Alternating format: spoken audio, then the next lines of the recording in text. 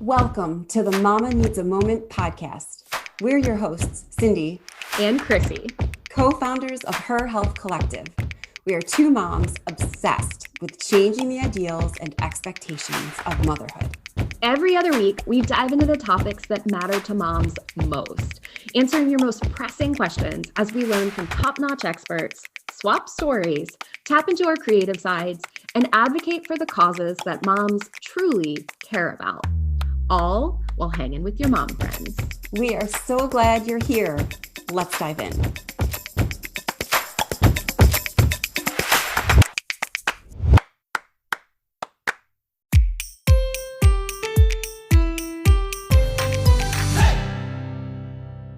Today, we have the pleasure of speaking with Charryse Johnson. Charryse is an experienced clinical mental health therapist with over 20 years of experience serving as a counselor, consultant, and educator. She's a strong community advocate and is passionate about reducing the stigma around mental health. In what was an ironic twist of fate, this is actually the second take of our very first podcast recording.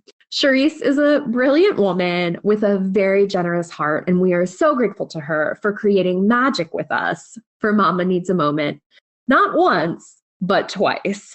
In this episode, we dive into everything from pocket peeps and couch time to gaslighting and the benefits of crying. We discuss the intricacies of developing a strong marriage, the importance of letting diet culture go, and the art of creating joy in your life through regular solo vacations. Wait, what? I know. You'll have to listen to hear more about it. If you need a little magic and inspiration in your life, this episode is for you. So excited to be here with you. This is the second chance that we have to speak with you. And again, as I said in an email to you, I feel like you're already one of my pocket peeps. Yes, I was excited to hear that. So exciting. I love seeing your face. You just Best ever. Smile lights me up. Oh. Charryse will possibly bring it up later, what a pocket peep is, but it's pretty special. So I'll fill everybody in on the secret. Okay, Charryse, we're going to do some rapid fire questions. There's 7 of them. This is in the style of Brene Brown. So just boom, boom, boom, throw out your first thought. Okay. Fill in the blank. Motherhood is. Hard is my word today. Yes. Constant refrain to that one. Yes, indeed. Yes. Cleanest room in your house. My office at the moment. Really? Yes. No papers? No papers. I know. Take it all in. I need some help in my office then. You need to share your tidbits. I will. I will. What is bringing your life sanity right now? My kids. So they are hard and yet so much a part of my sanity at the same time, because they'll say something that I'm like, oh, okay, you're right. Like, I'll keep you a little bit longer. So yeah, the dichotomy, right? It's like... It is. Yes. Yeah. It was super sweet. It's always good to remember too, when you're in those bad moments, that there's good in it too. Yes. Yes. What do you look for in a mom friend? Real laughter. You know, like both. I want you to be real and honest because none of us are perfect. And I need to laugh. Like it can't be serious all the time. So people that are willing to laugh at ourselves and, laugh at each other are 2 really important pieces to me. That really hard air laugh where you like, are you like, I know, yeah, you're like, are you choking? I squawk. Like I'm like, yeah. Those are the best. Cindy, your air laughs are the best. It starts as air and then all of a sudden it's like, boom. Yeah. Just awesome. Forte comes in. Yeah. All right, Charryse, what is one thing you'd like to learn? Oh, at the current moment, I probably need, I don't know. I'm stumped today. I know what I said before, but I'm trying to think of something. You said need to learn, right? Or want to learn. You want to. What you'd like to learn, yeah. I mean, I think I said like Taekwondo or something the other time, but I really want to learn to tap back into my artistic creativity. That's not something that I do well, which is why it would be good for me, but I know it's in there. It just requires me to like slow down and be patient and not want it to be good the first time. So I really do want to slow down and like go do something that's messy and that I can't do well, but I'm going to enjoy the process. We had a session with Her Circle, which is our community for moms through Her Health Collective. We had a session with an art therapist, and it was, we did found poetry. So we like cut pieces out of magazines and put it together. It was the most fun I have had all year. And I said the whole time, I was like, I'm going to become a found poet. I don't know if that's what they're called, but I want to do this again. And I haven't. We don't make that time for ourselves. Yes. When you first started talking and you said, I want to tap, I was like, she's going to say tap dance. Oh. Whoa.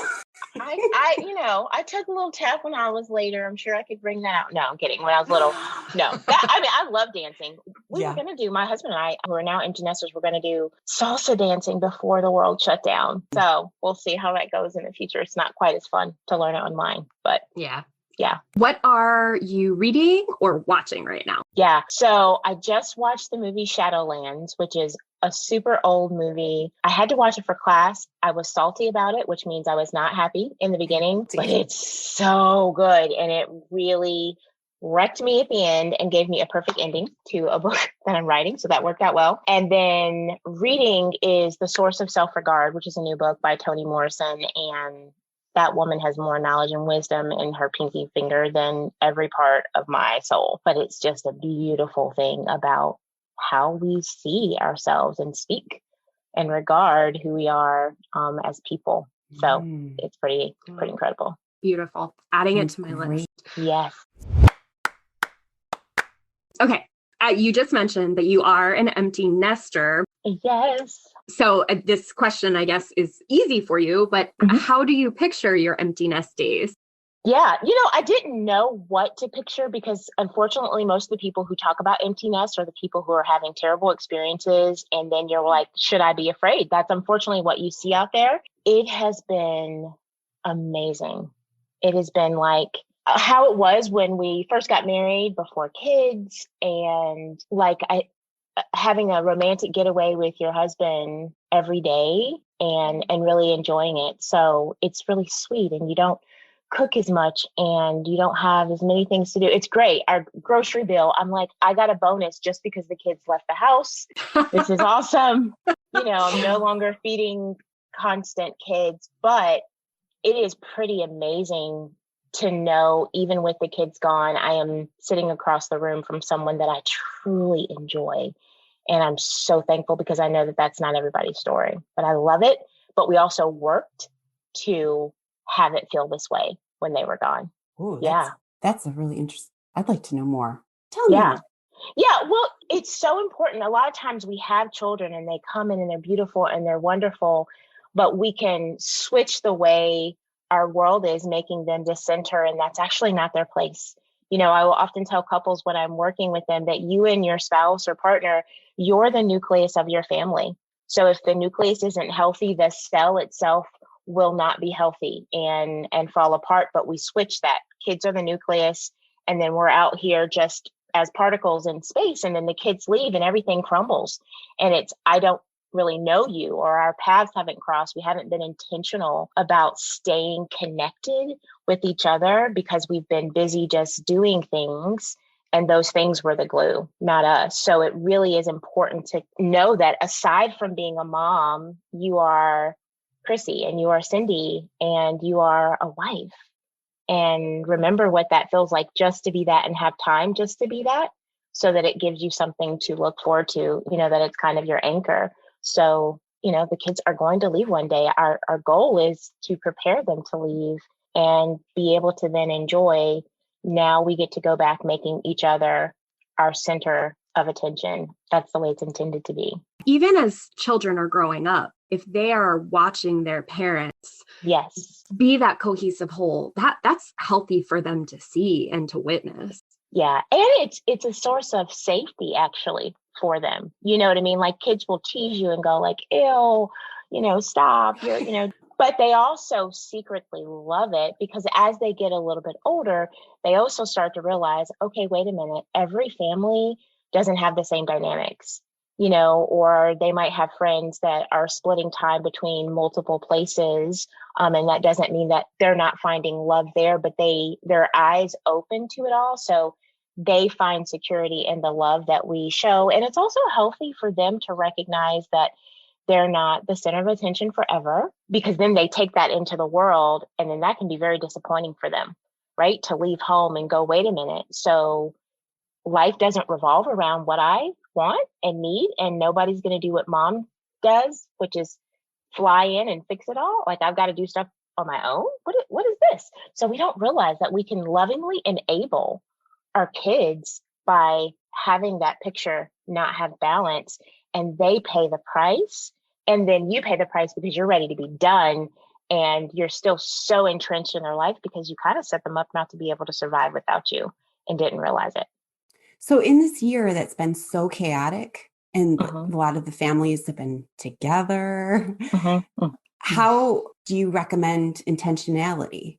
You Yeah. mentioned doing certain things. What have you Yeah. found? With yourself, or you mean like with your spouse, or? I guess with your partner or your spouse, or I mean, by yourself is also important, but Yeah. This just happened to be about our significant other. Sure. Yeah. Where we were talking. One of my favorite things that I believe is so beautiful is what I just call couch time.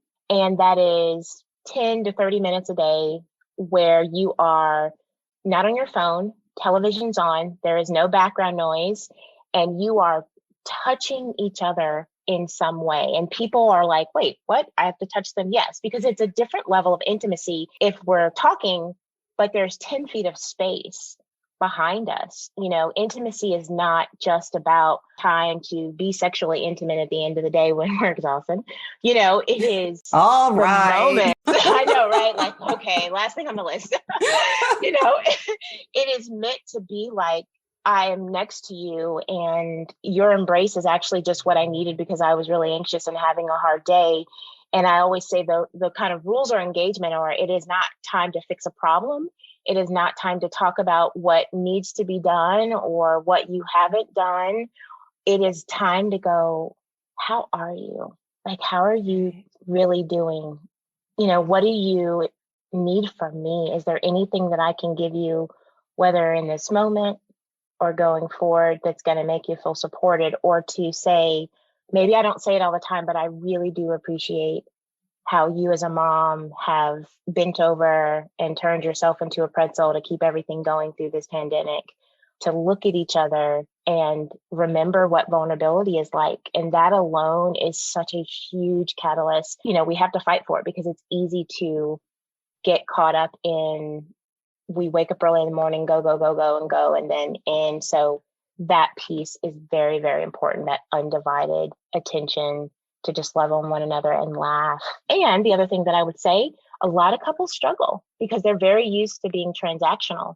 So their conversations that are deep are still more about what needs to happen or financial plans, and not just each other. So purchase a deck of cards for couples from Amazon or a bookstore to get you started with the wild question of, if you had a free weekend and $500, and we had no kids, what would you do with it?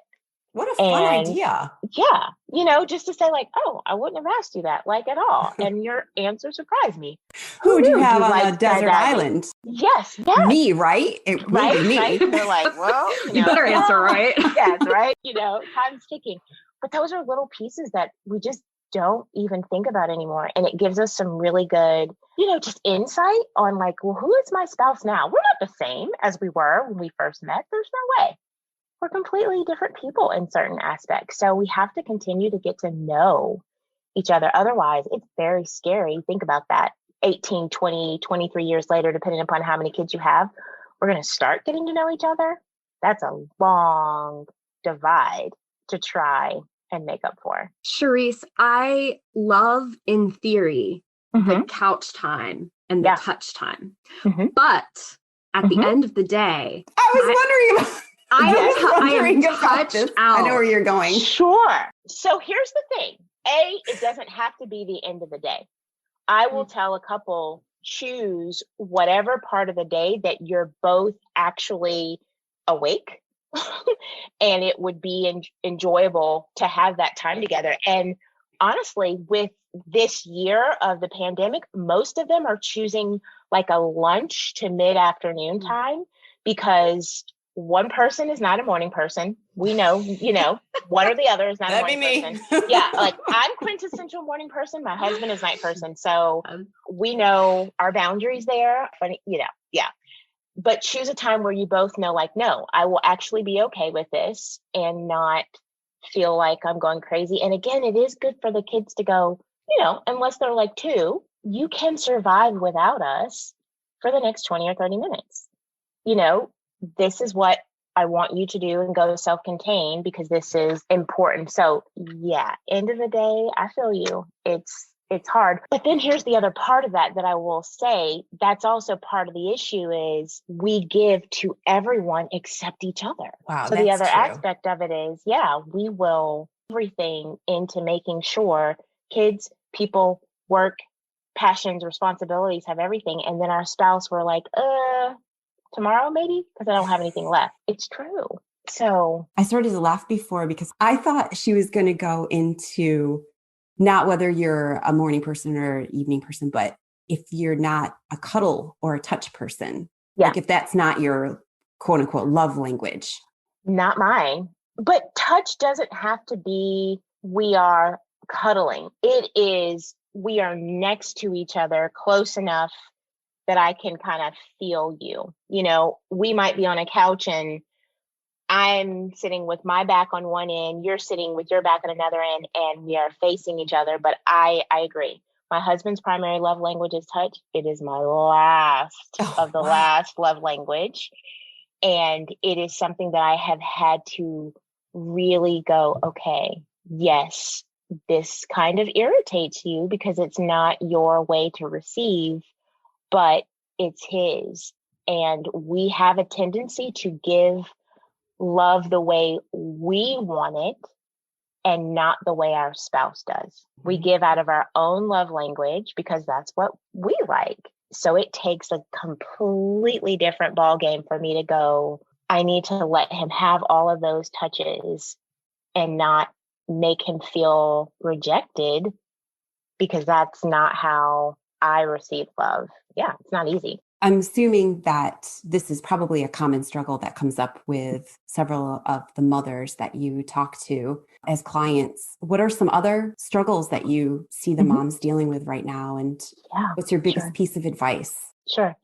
Struggles that I see that are very common right now are exhaustion and feeling guilty about not having enough energy to manage all of the things on their plate, but also not really taking into context you have never parented in a pandemic before. There is not enough energy in the world for that, so self-doubt with, am I enough? Am I doing enough? No matter what I do, it seems like some child or somebody's needs aren't taken care of, feeling guilty for wanting time alone, but again, going back to one of the biggest struggles and concerns that I have for my moms right now is you all have been one of the greatest casualties of this pandemic, because the moment everything changed, you had to go into action, and literally you're having to rise every day and figure out, how do I put this puzzle together all day long? And without the kids appropriately going to their various places and school or those things, which are not bad if they do go outside of the home, you're on all the time. From the moment you wake up until the moment you crawl your burning eyes, yes, I know, into bed, somebody is requiring something for you. And I will say this, because you may have moms that are homeschooling, it's still the same for them, because the things that they would do with their children in terms of co-ops or taking them to go and meet other families, that's still taken away and made life very small. So pieces of advice is, one is to always take a really honest inventory of the reality of this season. Two, I would say, find your pocket peeps, the people that you can talk to every day and be honest about what you're going through and what you feel. Because again, we're also filtering. We don't want our kids to know we're too stressed. Depending upon the scenario, we don't want our spouses to know. We're trying to keep everything inside. You've got to have somebody that you can go to and go, I'm about to lose it. I feel so stretched and I don't feel like I can go on another day. That can either make you air laugh or, say, hold tight. I just door dashed you some donuts. Everything's going to be okay in an hour. All of those things extremely valuable. And you will want to find what nourishes you. You've got to take the time to go, while everyone else is getting taken care of, what do you need? Because moms are infamous for getting free time and then using it to take care of things, which is not what I mean by nourish. Yes. I've got a free hour, so I'm just going to get on the computer and order blah, blah, blah, blah, blah, because it's going to make me feel so great. No. Yeah. So nourish is you're just giving and receiving. I fully recommend that every mom have, I know this is a dream, 30 minutes a day in the quiet and dim in silence. What? Yes. I started laughing before when you said have special time because, side note story. Yeah. I went to use the bathroom and I went up, closed the door, sat down. I was like, okay. I hear thump, thump, thump, thump, which means a kid is coming. She opens the door. She comes in. She's like, oh, good, Mom. This is the perfect time. I need to talk to you. And I'm like, this is not the perfect time. Yep. Yeah. So how do you personally approach when your kids were home or when you had obstacles, when you needed time to yourself, et cetera? What did you do? A couple of different things that have been helpful for me. So I am a morning person. So I would wake up early enough that I knew all of them were sleeping. If I wasn't a morning person, would I do it? I probably wouldn't want to do it, but I do often tell my moms who aren't morning people, but how do you feel when you have a morning that you start with just you versus when you start with everyone and everything? When you're laying there and the moment you open your eyes, there's a kid in front of you is a very different start to your day than, what you're doing. I'm not saying get up, get dressed and put on makeup and do your hair. I'm just saying crawl from the bed to the couch, but still sit there, by yourself and just breathe for a moment before it starts the day. So that's one thing that I do. And still do this once a quarter, will take a weekend by myself. Where? Different Airbnbs or the beach. My husband won't listen to this podcast, so I can say this one. Or I have a very, very close friend that I've known since I was 11. Her name is Kristen, and she is like my honeymoon, and so I will go see her for the weekend because it's just a different dynamic there. And the first time that I did it, people thought I was the devil. Like, you're leaving your by yourself for an entire, and I was like, absolutely. And guess what? They have an able-bodied father who can take really great care of them, and they're going to be fine, and it's good for them. And no, in case you're wondering, I'm not cooking meals before I leave. I'm not cleaning the house. I'm not doing everything to give myself permission to feel better about leaving. I'm leaving. I really don't care what you guys eat. Just eat something. Don't burn the house down, and then have the house clean before I come back in. Most importantly. Most important step. Yeah. I don't even want to know what happens while I'm gone. You guys do what you do, because there's fun stuff that they're going to do with Dad. But those moments, because that is one of the ways that I nourish, is time alone, were just so helpful for me to remember what it's like not to be in demand, to read a book and finish a chapter and hear myself think, or actually choose what I would like to have for dinner. Those pieces are important. But that being said, find what you enjoy and what brings you and gives you life, and don't discredit the importance of that. We cannot pour into our families well out of an empty cup. And in case you haven't wondered, there's not a lot of people who are going to fill our cups, right?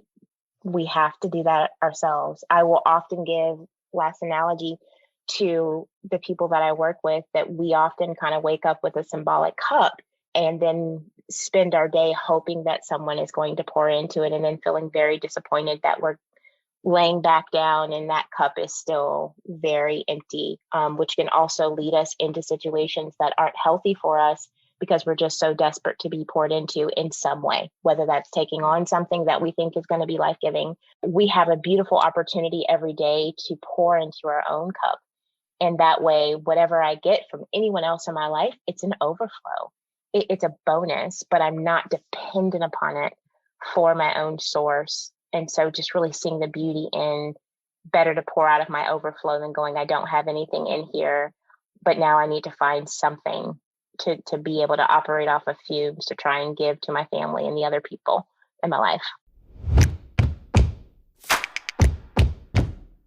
This episode is sponsored by Her Circle, the supportive and welcoming community for moms created by Her Health Collective.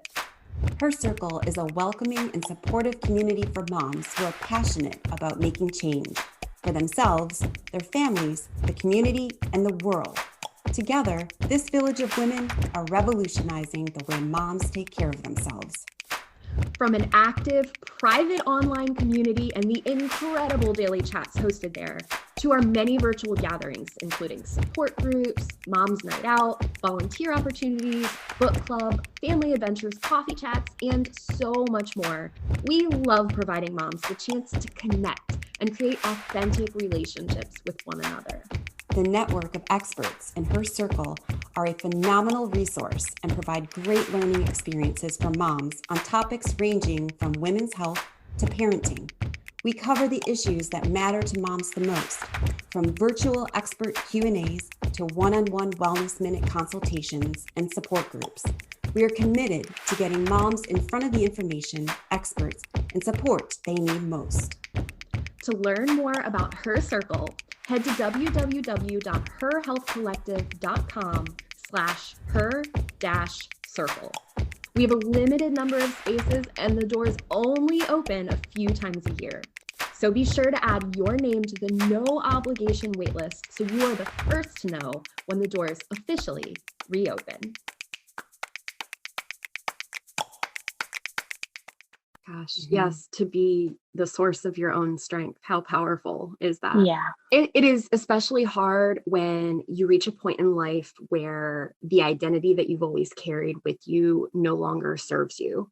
Mm-hmm. This is something that we often see happen for moms. We know that you do a lot of identity development work with your clients. Would you talk to us a bit about the process of rediscovering who we are and aligning with our true self in this moment? Sure. Yeah. So a big part of it is being able to first go, in this moment, what are you recognizing about your current identity? You know, what are the kind of signs and symptoms that are also letting you know that this identity is not aligning well with your natural temperament? You know, where are you not feeling at peace in your life?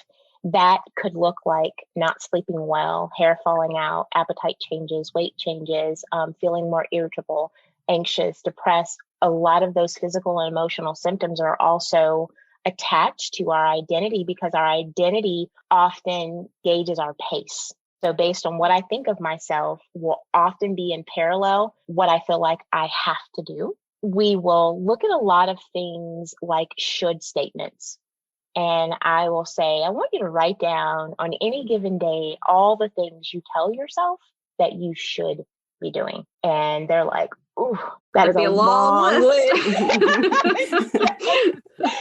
You know, and then notice how many of those things also create a lot of feelings around you. And then it's a time for us to go, when did you start believing that? What happened or who was in your life that led you to believe, in order for me to be a good mom or a good person, this is who I have to be? What are you digesting? What are you taking in? Social media is classic that we constantly look and view all of the moms that we consider the most perfect in the world and then wonder why we feel terrible about ourselves, because that's not real. It's a highlight reel. Even the ones that attempt to tell you that, oh, they had a hard time, they're still doing it in this very beautiful way that has this perfectly happy ending.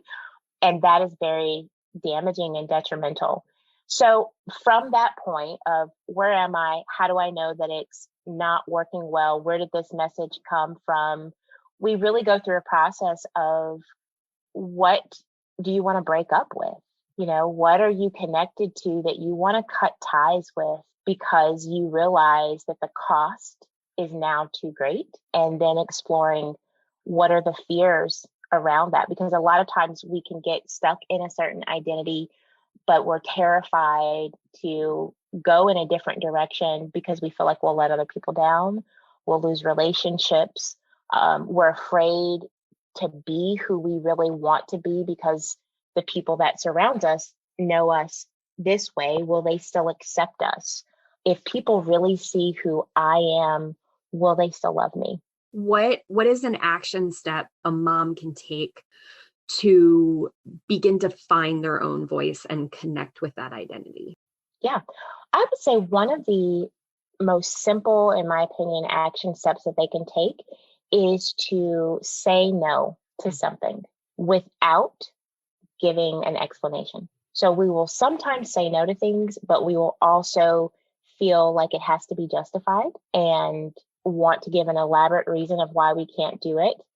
But finding our power of no for whatever reason we have, but not feeling like we need to give a dissertation about it afterwards, is one of the ways that we begin to reclaim our power. And then find your yes. Do one thing that you want to do just for you, and create the time and the commitment to do that, and work through how you feel about telling yourself yes. Work through the guilt, work through the distress of, I feel bad because I really wanted to do this pottery class, or whatever it may be. And a lot of times people want to go to big, but it's the small daily steps that are going to help you.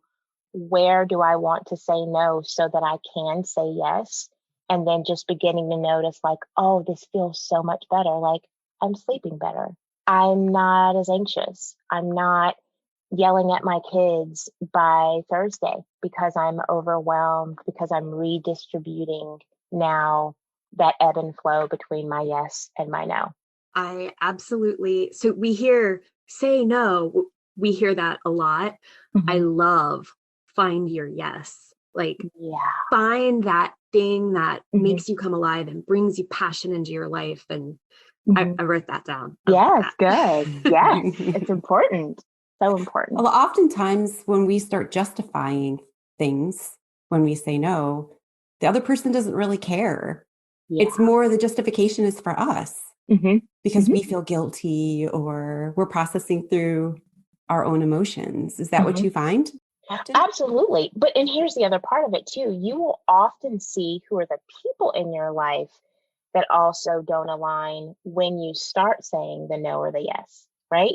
The people in my life that are truly kind of for me, if I say no, they're going to be like, okay, girl, well, I will catch you next time. Because they're your pocket peeps. Because they're your pocket peeps, or they are good with wherever you are and they don't add pressure, right? Because a lot of times we have people in our lives that we care about, but they add pressure. Or sadly, you will have moments that you sometimes find you're justifying it because you've also been conditioned by these people that if you tell them no, they're going to add pressure. That's going to make you feel even worse. So they kind of manipulate you into saying yes. And that's what a lot of different people find. And so sometimes they say yes to things that they don't want to do because they want to avoid confrontation. Oh, that's me. Yeah. Like my Enneagram 2s. Oh, that's me too. Yeah. And my 9s, I'll just add my, helpers and my peacemakers. I love you guys. You're amazing. But people manipulate their heart. And then they're naturally so empathetic that it's also really challenging. But then it can be really lonely because sometimes then what you find is when you need help, you don't have people in your life that reciprocate because they're so used to you doing everything And then it reinforces, okay, well, then I guess I just won't have any needs because nobody's going to meet them. My only worth and value, the way I get anything out of anybody is me helping them. And that's a painful message that a lot of women carry. We were talking about identity, and one of the things that you had mentioned was gaining or losing weight. So essentially body image. Mm-hmm. And many, many, many women place their value or their identity in their body image or the way that their physical body looks. And I know that you do a lot of work with clients that have eating disorders, and you actually were the contributor and curriculum advisor to a short documentary that's on your website. I think it was with Compass and Light. I think that's who that was through. Silent Images. Yeah, the series is Compass and Light, which is great because they have them about suicide, eating disorders, and addictions and other major topics. Yeah. Yeah. In this particular one, Dr. Preeti Patel Matkins had a quote, and she said, using food is a nonverbal way of communicating what people are experiencing. How do we as mothers make strides in the seemingly unwinnable war against diet culture and standards of perfection that we measure our identity against and our value? Mm-hmm. One of the analogies that I think can be very helpful is a lot of times our relationship with food runs parallel to other unmet needs in our life. So I might feel out of control. So then I'm going to go start a diet because I feel like it's going to give me a sense of power, of discipline, of regaining this feeling that I have of feeling strong, seeing a lot of that always, but definitely seeing even more of that during this season. It's being able to recognize most women would agree you've not been happy at any size, right? That every size along the continuum, you found something to pick apart, to not like, to not be accepting of. And even if we start there, it's going, okay, so the issue really doesn't have anything else to do with my body. What am I really picking apart? What am I really feeling like is a void? Sometimes when I'm working with somebody that has a body image challenge, I'll ask them to write down all of the adjectives they would use to describe their body. They might say full or wide or overwhelming. And then I'll say, what else in your life feels that way? And they're like, oh, these are the things, right? But I can't control those things. So they internalize, and they self-punish. We have this if my body looks this way, then I will feel more confident.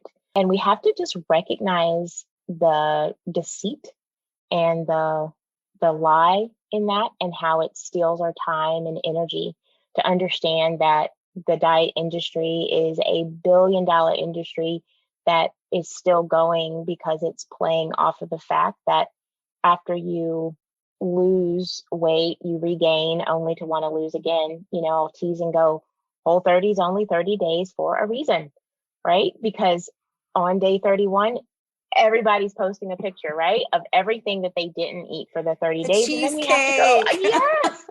How many times do we do Whole30? Like, why suffer, for 30 days only to do that? And then it really comes down to being able to trust ourselves and find resources and the support we need to heal our relationship with our body, and find what are the things that I'm really hiding and hurting, and how can I appropriately work on those things so that I can stop believing that the answer is going to be there on my body, because it is an exhausting and expensive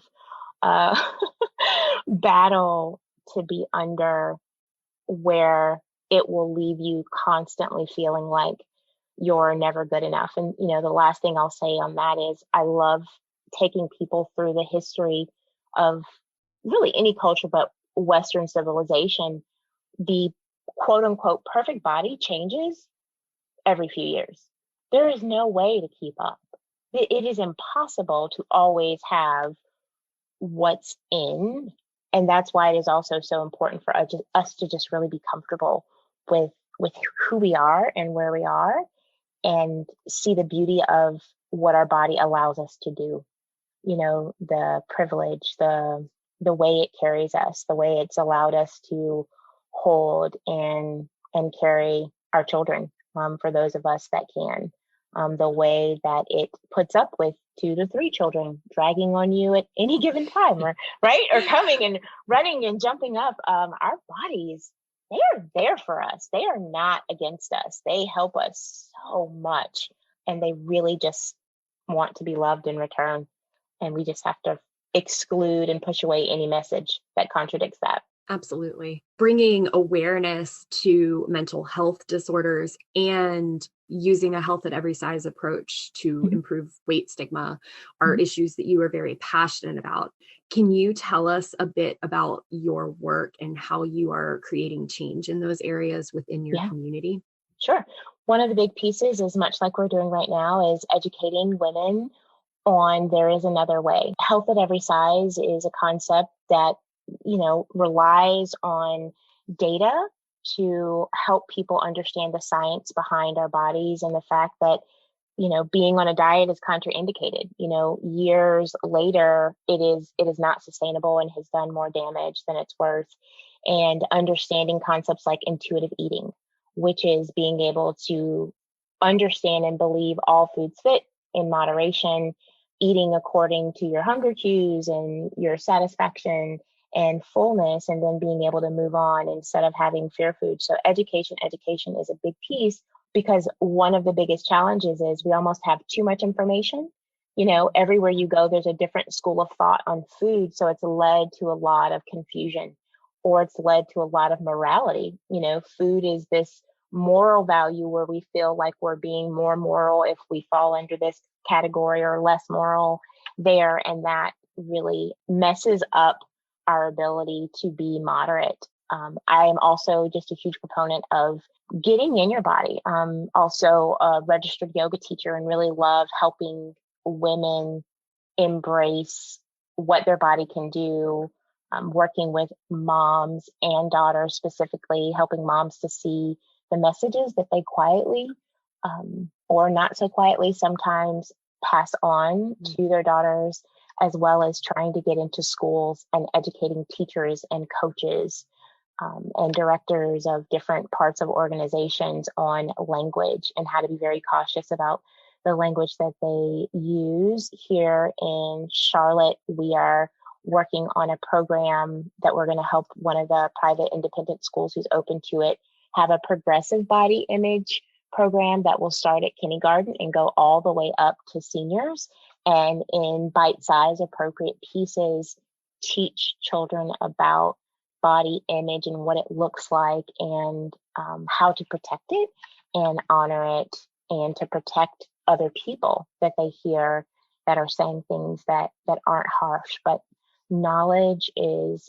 power, and then making space to just have honest, hard conversations, courageous conversations about topics like this. Words that we use are so very important. That would be amazing to see that program just nationally in all the schools. I'm watching, I'm keeping my fingers and eyes crossed. Yes. So these are issues that our community of moms are also very passionate about. And we know so many moms would love to work on bringing awareness to those in their own personal social circles and communities, or even improving their own understanding of these topics. But we often feel lost as to how to actually go about it and make a difference. Do you have any suggestions or an action step a mom could take today if she was looking to become more involved in these types of movements? Yeah. Educate yourself. Intuitive Eating is a great book. Evelyn Tribole is awesome. Look up, not research, but enough about health at every size to understand it, and ask yourself how you feel about it. And then my favorite action step is, your home is your greatest source of power.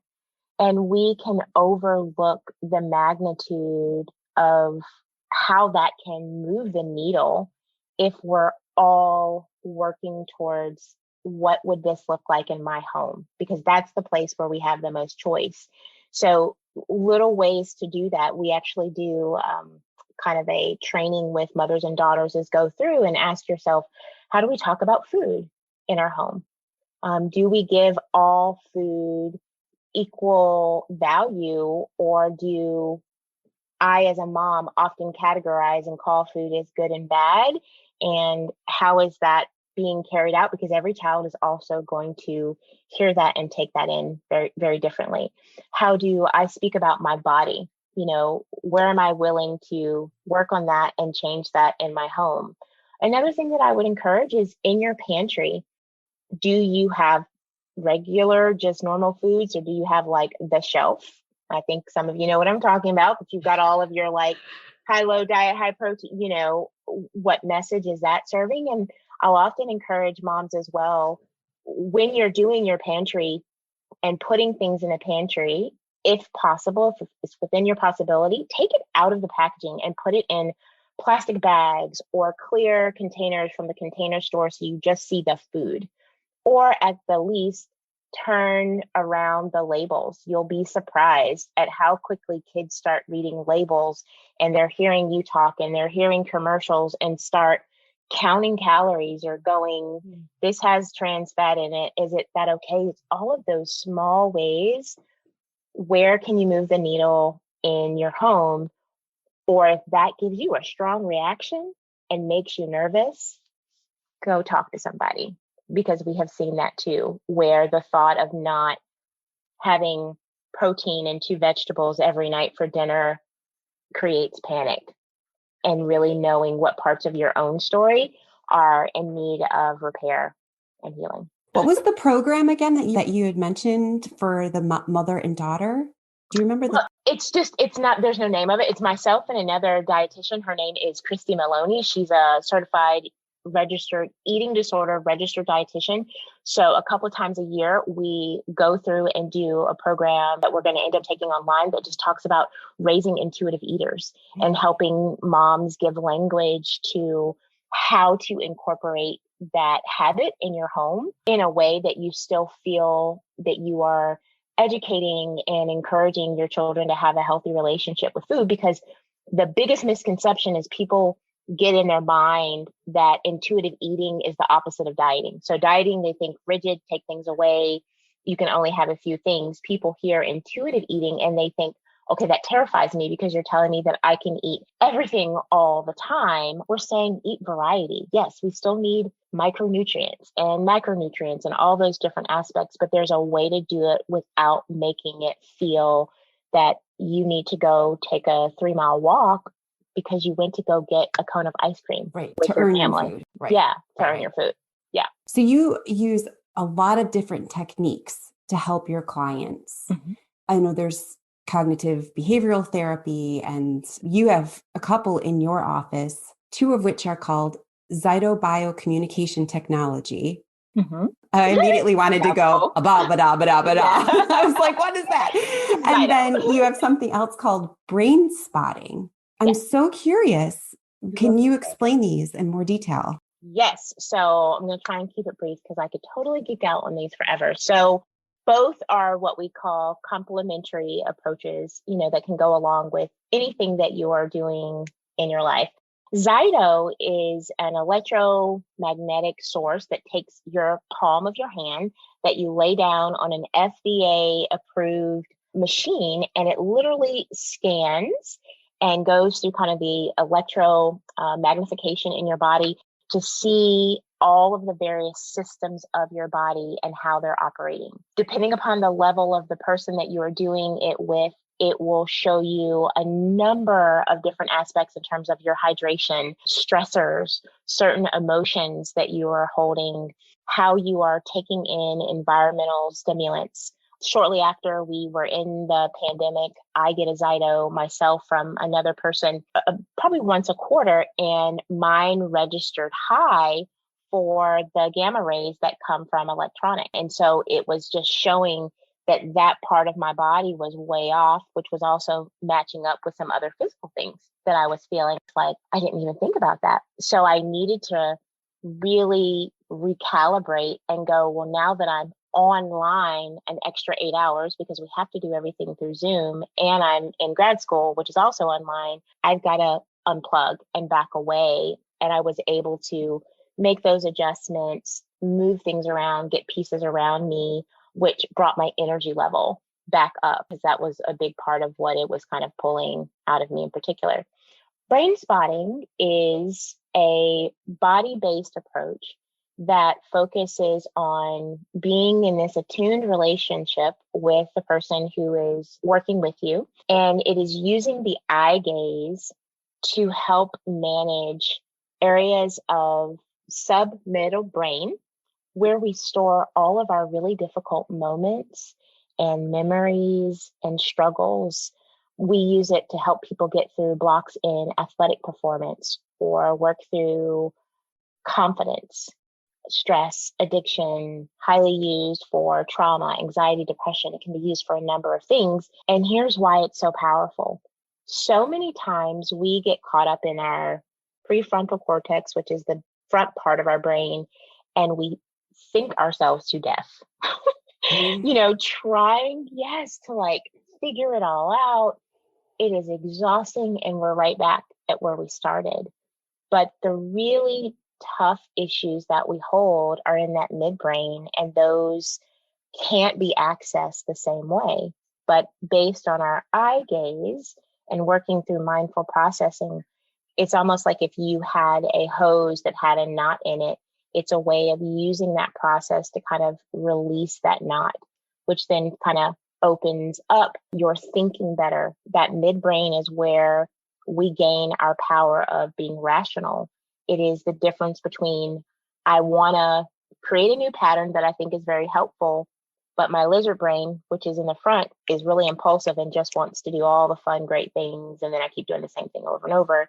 But if I can get into that midbrain and access that part of me better, because I've kind of released some of these other things that are holding me back, then I can step into my potential and really operate there without feeling like I'm fighting against myself. If we want to move forward in any area of our life, we still have to kind of recognize, what are we still carrying that we need to release, whether that's on a conscious level or a subconscious level, things that we've just pushed away and haven't had time to be able to address. Are you asking specific questions of individuals and then you just monitor their eyes? So you're not necessarily asking a question. It would be like someone coming in and me saying, what is something you feel like has been really heavy on you recently that you'd like to process? And then, take a moment and just bring that to mind. And what are you noticing physically as you bring that to mind? We have meridians of our body that run horizontally and vertically. And so we go through a process of kind of asking them with their eye gaze to track a pointer or a finger. And it is wildly amazing how there will be certain spaces where you're going to feel like, oh, that feels so bad right there. But then you can keep going and you find like, okay, that's better. But we actually go back to the activation spot for the most part and go through a process of, you're in a container right now that is safe and supportive. So unlike any other time in your life when you're like, I don't want to go there, that's scary, let's hold there for a moment and just work through that. And so there's not a lot of talking. So it's actually really valuable for people who are like, I know this is there, but I don't have a ton of words. I'm not ready to sit down and clarify it all. But there's still an engagement that happens with our eye gaze and how it's connected to our brain stems that allows that process to be happening even in relative quiet. Fascinating. Yeah. An amazing experience. Sorry, I know it was too long. No, it sounds amazing. Well, speaking of releasing of emotions, I have been accused in my lifetime of being a crier. I have, cried at Kleenex commercials. It's happened. Yes. But I personally know that there are benefits to crying. My partner and I kind of go back and forth on this. He doesn't understand how I cry so often, but I know that there are benefits to it. However, I would love to hear your thoughts on this. Is crying always beneficial and always healing for us? Or are there times when crying can actually do more harm than good? Yeah. Crying is always beneficial. Always right. Beneficial. Now we as humans may not feel, yes, you were, you could have him listen to the spot. We as humans may not feel like it's beneficial because of the stigma that is behind crying. It is other people's feelings about crying that will make us feel like it's not okay. But crying is, just like we were talking about those other aspects, how our body releases emotion. When I am connected and working with someone, I'm more concerned if they haven't cried. And not that you have to cry all of the time, but where is that emotion going? If it doesn't release, it's being internally stored. And that's when we see inflammation or stress or physical pain. That's where people feel anxious or feel panicked. So crying is one of the most cathartic ways for our nervous system to release pent up pressure. That is why children cry when they're small. It is their way of communicating, and we learn to connect to them, but we also teach them a lot about, is it okay to cry and is it not? We're still working as a country on giving males an opportunity to cry without shutting them down, because we often have a tendency to support a girl when she's crying, and when a little boy's crying, we try and brush it away real fast and distract them. But the last thing I want to say, just to give an analogy, when we're working with really small children, and you could probably even see videos that talk to this on YouTube just to give a visual, if a baby is in a situation, let's say they're in an orphanage or in a home where they're not being attended to when they're crying, it is developmentally damaging to them. Because what it does is it sets in motion, my emotions are not okay. So I have to turn those off, because no one is coming to show me how to self-soothe. And then you have adults later in life who might have performative empathy, like they're smart enough to know, I should probably ask if you're okay, because I know that's the right thing to do. But you can see there's no affect in their face. That they're not really attending, but they're like, I want you to stop. And what can we do to get you out of this moment? But that often comes from a history of all emotions don't fit. I only want the ones that I accept, and we perpetuate that, which is really damaging. But I've also worked with so many marriages where it feels like a barrier to their ability to really connect. Like one partner may say, like, I know that they love me, but I never really feel it, because I could be going through a really hard time and I don't feel like they're there with me. And you're not asking them to cry, but when somebody is emotionally connected to you. So it's a necessary part of that process. And in some ways it's just, a level of emotional intelligence that has not been turned on. But the challenge is, birth to 7 is that zone of development. And if the ingredients haven't been put in, then it's extremely difficult to find that later. And we also see that those can be individuals, male or female, that have very harsh personalities that can be abusive in certain situations and in relationships later. So that's also a huge red flag long term. Are those the type of people that might turn to gaslighting? Yes, they are. Yeah. Well, because again, if you think about it, if I've learned that my emotions in kind of this normative way are not going to be addressed, we still have a need to have our needs met.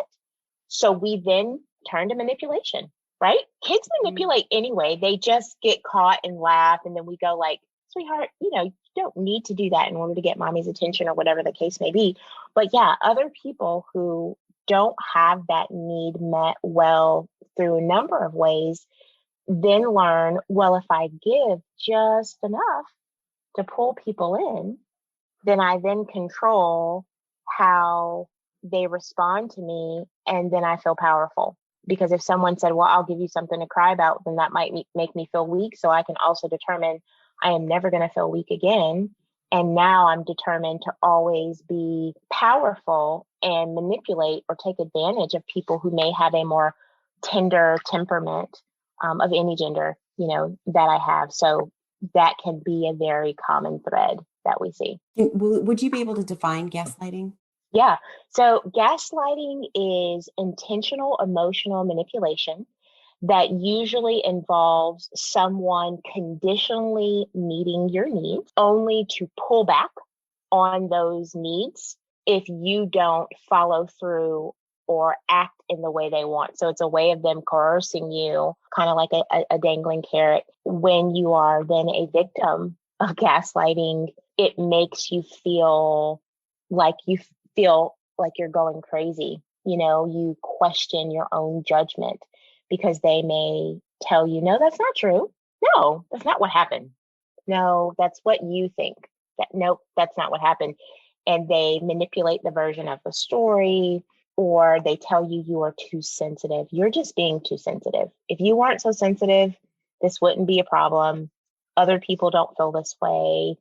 And they also have a tendency to isolate. So part of the control is to diminish or make your life small to where you don't have a lot of other relationships, so that you don't have any comparison to what is healthy versus unhealthy, or a lot of people who are in situations where they have been under the constant outpour of gaslighting often don't feel good enough. And it's at a completely extra level than the normal everyday, I don't feel good enough, but they have been really torn down to the point that they won't also believe it's okay for them to have relationships.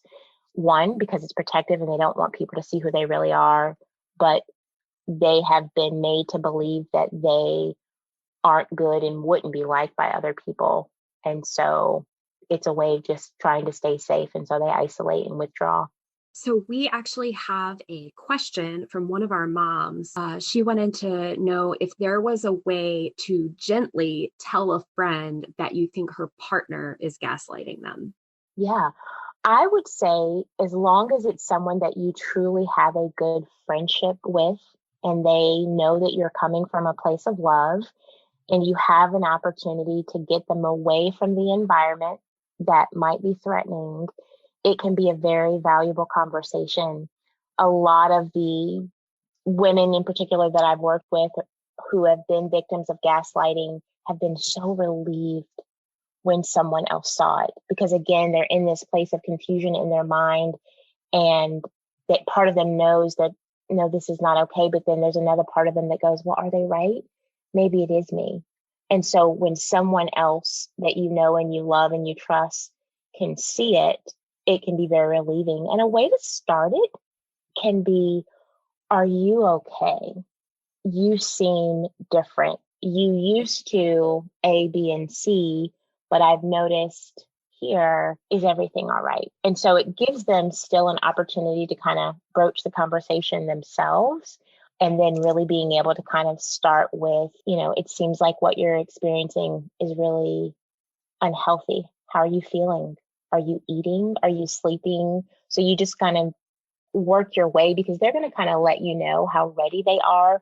But typically they are so relieved to have someone that they can be honest with, and that isn't going to run away from their lives because of this ugly secret, typically, that they're keeping. Thank you for answering that. We have one final question from a mom. She asked, how would you recommend dealing with change that leads you in a different direction from that of a longtime friend? Yeah, it's really challenging. You want to ask yourself first, but what's the cost if I stay? It's one of the most important questions to ask, because again, it's a long-term friend. We want to be there for them. There's the guilt of leaving, and we think so much about them that we don't always consider, but what's the cost to your own health and emotions if you stay in that situation? It's also helpful, depending upon the safety of the situation, to know it doesn't have to be an all or none process. You don't have to go to them and announce what's happening unless you feel like you need to. It can be a slow, gradual backing away of resetting and redefining the relationship. And that is helpful in a couple of different ways. One, it gives you an opportunity to work through the emotions of breaking that attachment, and an opportunity to build others. Not that you're replacing people, but when we have a loss, we absolutely still need to have supports in other areas of our life. So redefining by setting boundaries, spending less time. Sometimes a really great way to start that process is just to even change the context of the conversation. So if this is a person who is hurting your trust, is you may still talk with them, make it lighter. Don't share so much personal information that they may use later to manipulate you. So that's the beginning process of kind of taking back your power, and then slowly being able to back away until you're ready to just communicate or kind of cut that off and just go, I'm just moving in a different direction. And this has been beautiful for the time that it was, maybe, but I feel the need to do some other things in my life. Oh, so hard, but very, very necessary. Charryse, I feel like I could just talk to you all night long. Yes. Let's do it. It was such a joy to speak with you again and just to learn from you. Absolutely. Thank you. Wow. Time seems to fly when speaking with Charryse. She is a source of knowledge in so many topics. In the beginning of our conversation, we hit Charryse with some quick answer questions. She's currently watching Shadowlands and reading Source of Self-Regard by Toni Morrison. You'll find those links in our show notes. And let's move on now to our 3 takeaways from our conversation with Charryse. Number 1, when we have kids, we often make them the center of our worlds, and that's not their place. You and your partner are the nucleus of the family. If the nucleus isn't healthy, then the cell won't be healthy. Be intentional about staying connected with each other and your own identity. Charryse suggested having couch time with your partner, which is a time to connect without distraction. Continue to get to know each other by having intentional conversation rather than what we often have as transactional conversation, which means you're avoiding discussing work, kids, finances, etc. when you're trying to connect. There are fun decks of cards to purchase that have interesting questions meant to stimulate conversation, and we thought that was a great idea. Number 2, we spend our day hoping someone else will fill our cup and end up being disappointed when it doesn't happen. You need to do it yourself and not depend on others to do it for you. Some actions Charryse suggested to fill your cup are: find out what nourishes you, what you enjoy, and don't discount the value of it. Ask yourself, what do I need? Spend 30 minutes in quiet and dim, perhaps getting up a little bit earlier than your family in order to have time to center yourself. Find people you can talk to daily that you can be honest and genuine around. Charryse referred to this as your pocket peeps. We thought that was really cute. Number 3, when we asked Charryse, how do we as mothers make strides against diet culture and standards of perfection? She said, your home is your greatest source of power. It's where you have the most choice. She then provided a series of questions to ask yourself, one of which was, in our home, how do we talk about food, and how do I talk about my body?